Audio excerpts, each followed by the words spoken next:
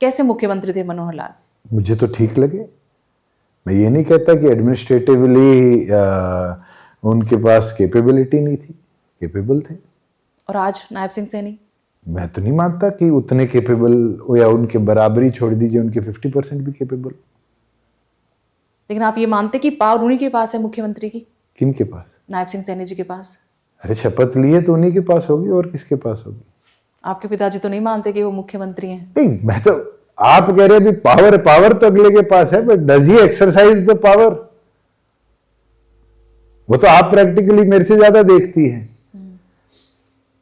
कि जो आदमी फैसले ले लेता है और उसकी इंप्लीमेंटेशन नहीं होती, तो फिर he doesn't have the capability of exercising his power.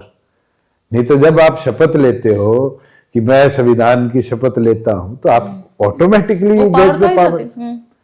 मगर उस पावर के अंदर पेन तो मिल गया, मगर उसकी शाही कितनी है वो, और कितनी मजबूत शाही है वो देखना तो पड़ेगा। बातचीत होती है कभी काम के जरिए, फोन पर बात? मेरे को एक दो सोशल इवेंट्स पर मिले हैं, और मैंने तो 2-3 सुझाव दिए थे, अब तक उन पे इम्प्लीमेंटेशन नहीं हुई। किस तरह के सुझाव हम भी जैसे जानना चाहते हैं। हमारा हेली हब बनना था गुड़गांव में, HSIDC ने जमीन ट्रांसफर करनी थी। मैं तो राम नायडू जी को 2 बार पूछ लिया, मेरे साथी रहे हैं पार्लियामेंट में, मेरे दोस्त हैं, तो स्टेट गवर्नमेंट की तरफ से कोई कदम नहीं उठा। हिसार में एलिवेटेड पुल बनना था, जिसका हमने जाइका का, जो जापान का बैंक है, उससे आधे % पे लोन भी मंजूर करा लिया था। उस फाइल को दबा कर बैठ गए। तो फिर मैंने 2-3 बार काम कहा जो विजनरी थे स्टेट प्रोग्रेशन के, मेरे पर्सनल तो कोई काम थे नहीं, और जब उनके ऊपर काम नहीं हुए तो फिर हमने भी विचार देने छोड़ दी। काम हो रहे हैं आपकी सरकार में? अगर आप कहीं कोई तो कार्यकर्ता कोई काम है, कोई जेन्युइन काम है तो काम तो काम की तरह होते हैं, और मैं मानता हूं कि सत्ता से ज्यादा विपक्ष में काम होते हैं। अच्छा, विपक्ष के लोगों के ज्यादा? क्योंकि कई चीजें ऐसी है जहां शायद आप विपक्ष में रहते हुए you have more time to follow up and take action then कि गवर्नमेंट में तो आपके पास मीटिंग एंड ये चीजें नहीं छोड़ती थी। अब कुछ और मुद्दों पर बात करते हैं। एक आपने सांसद रहते एक मुद्दा उठाया था, धान घोटाले का मुद्दा था, काफी हंगामा हुआ था। अनिल विज ने भी उस पर काफी, आप लोगों की तकरार भी हुई थी बाद में, फिर आप अलायंस में भी आ गए थे, लेकिन उन ऐसे मुद्दों का कुछ होता नहीं। अब फिर से धान घोटाले का मुद्दा सुदेश था। जी, होता बहुत है। और मैं, जब आप कैपेबिलिटी की बात कर रहे थे, मैं मनोहर लाल जी की पीठ सुनती है। सरकार बनी दिवाली वाले दिन, अक्टूबर 27, 2019 को जी। प्रोक्योरमेंट खत्म हो रही थी पैडी की, और वो मुद्दा पार्लियामेंट वाला था, मुझे याद था। और मैंने उनको कहा, मैंने कहा जी मैं फिजिकल वेरिफिकेशन कराना चाहता हूं प्रदेश के सारे मिल्स के। मुझे लगता है कि जो प्रोक्योर्ड पैडी है वो हमारे मिल्स में उपलब्ध नहीं है। और रिकॉर्ड है, हरियाणा भवन चंडीगढ़ में मिलर एसोसिएशन की बैठक हुई, और हमने उस बैठक में निर्णय लिया कि 7 दिन बाद सारी की सारी जो उस समय 1100 मिल्स रजिस्टर्ड थी, क्योंकि गवर्नमेंट का पैसा है, गवर्नमेंट का अनाज है, वी आर को शेयरर ऑफ द प्रॉपर्टी, तो हम फिजिकल वेरिफिकेशन कराएंगे विद वीडियोग्राफी।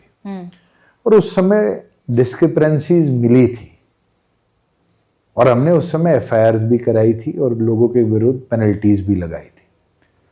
अगले साल मैंने माननीय प्रधानमंत्री को कहकर पूरे नॉर्थ इंडिया में फिजिकल वेरिफिकेशन कराई थी, जिसमें CBI की टीम ने आकर फिजिकल वेरिफिकेशन। पूरे नॉर्थ इंडिया में? पूरे नॉर्थ इंडिया। अच्छा। क्योंकि मेजर हरियाणा और पंजाब ही प्रोक्योर करते हैं, और 74 लोगों में पंजाब में और 4 लोगों पे हरियाणा पे FIR हुई थी, क्योंकि स्टॉक मिसमैच था।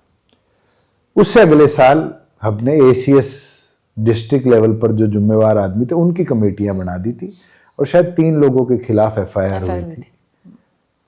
इस साल ना तो PV हुई, ना, देखो नायब सैनी जी मुख्यमंत्री, और आप कहते हैं कि उनके एडमिनिस्ट्रेटिव पावर्स, अगर उनको पता है कि उनके विभाग ने 100 करोड़ के धान चोरी की FIR करी है, तो क्या उनकी जिम्मेवारी नहीं बनती थी कि जो 5 साल पहले वाकया हुआ वही रेप्लिकेट कर हरियाणा की 1600 कुछ मिल्स रजिस्टर्ड हैं, जो मेरे को एग्जैक्ट नंबर तो नहीं पता, उनकी पीवी कराई जाए, क्योंकि अब माल देना शुरू करेंगे। वो अभी तक माल दिया नहीं है केंद्र सरकार को, अब तो उसकी पॉलिशिंग भी हो जाएगी और हो जाएगी, बाद में तो दूसरी स्टेटों का पीडीएस का सामान भी आ जाता है जी जी। मगर रॉ पैडी अभी मिल्स के अंदर है, तो now it's the right time. मगर उनने नहीं कराई और एफआईआर कराकर 1 या 2 मार्केट कमेटी के सेक्रेटरी पकड़ लिए, 2 लोग जिनने फेक बिल्स काटे हुए वो पकड़ लिए और मामले को कहीं ना कहीं दबाने का काम किया जा रहा है। इस देश के अंदर सबसे बड़ा एक्सचेकर पैसे के मिसयूज का तंत्र यही है,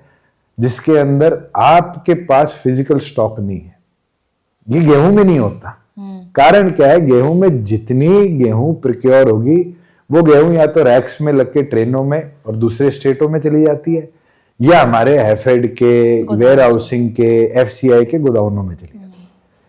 पैडी में ये क्यों होता है, क्योंकि पैडी के अंदर ये मिलर के पास जाता है और मिलर ने 67% ऑफ टोटल प्रिक्योर्ड सरकार को वापस देना है। तो कहीं ना कहीं वो 2 महीना, 1 महीना, 3 महीना जो प्रोसेस का पीरियड है और 1-1.5 महीना जो पहले का पीरियड है, वो 5 महीने का एक गैप है जहां इस पैसे को वो अपने बिजनेस को चलाने में भी यूटिलाइज करते हैं। जहां वो स्टॉक नहीं खरीदते, फेक बिल्स बनते हैं, वो बासमती खरीद लेंगे, एक्सपोर्ट कर देंगे, रोटेट कर लेंगे और इस तरीके से ये कार्रवाई चलती है। मगर हैरानी है कि इस साल इस सारी वाक्य का पता होने के बावजूद भी सरकार ने अब तक पीवी नहीं कराई। ये दिखता है कि नायब सैनी जी कहीं ना कहीं उन लोगों को बचाने का काम कर